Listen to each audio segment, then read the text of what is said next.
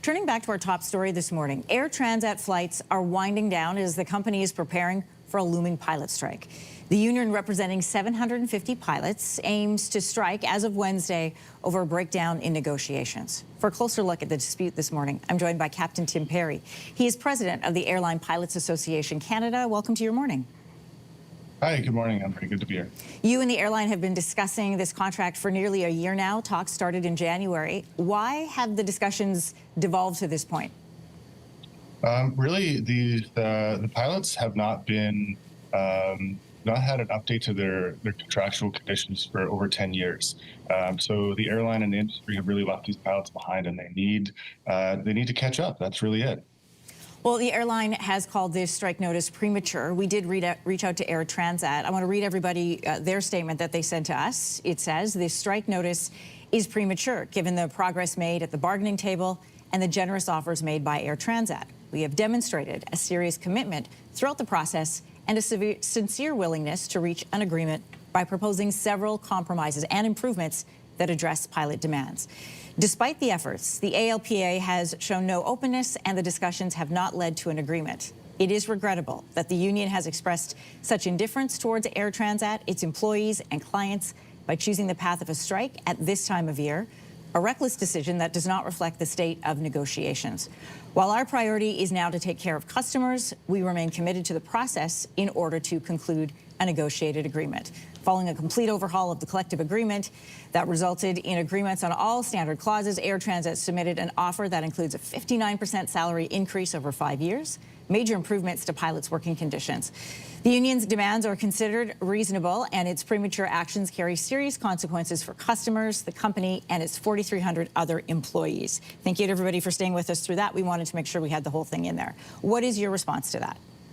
Well, there's a lot in there, Anne-Marie, and unfortunately, it's not all accurate. I'll start with the 59% they claim to have put on the table. If it was on the table, I'll tell you right now, we would take that to our members. That seems to be some creative accounting, and unfortunately, that sometimes take place. What's reckless, really, is to take the bargaining away from the bargaining table and into the public realm. And I would also suggest that it's reckless to, spend time doing that and really undermining the credibility of your very own employees who are at the bargaining table trying to achieve fairness there where the conversations belong. If the conversations don't continue and the strike action kicks in, are you concerned about possible government intervention like the government did during the Air Canada job action? Yeah, we're always wary of that. We believe that the best collective agreements are reached at the bargaining table. We are practiced at bargaining collective agreements. We know and we have confidence that we are able to conclude fair collective agreements at the bargaining table.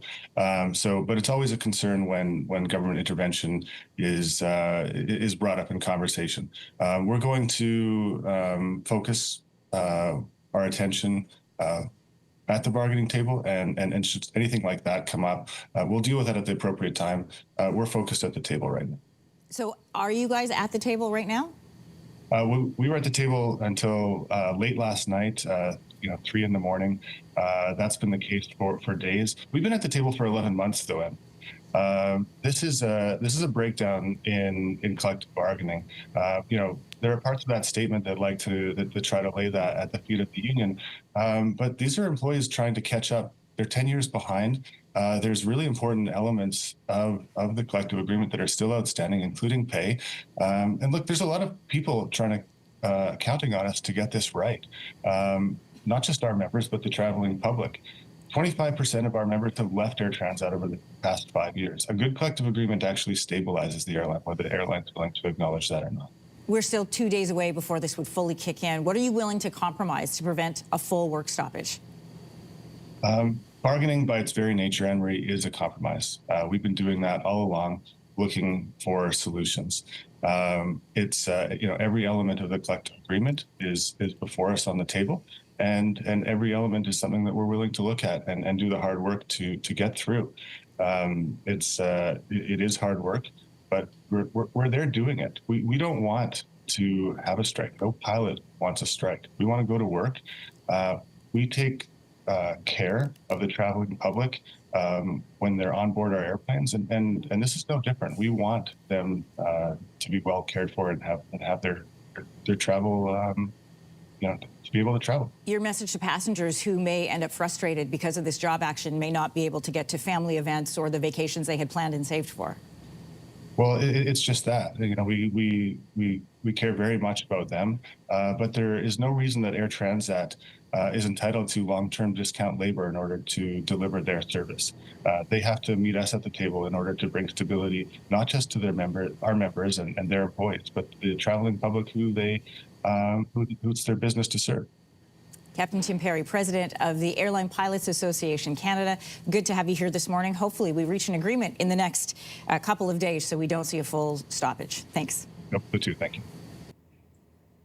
If you like that video, make sure to subscribe to the Your Morning YouTube feed, where you can find all kinds of new content posted every weekday morning.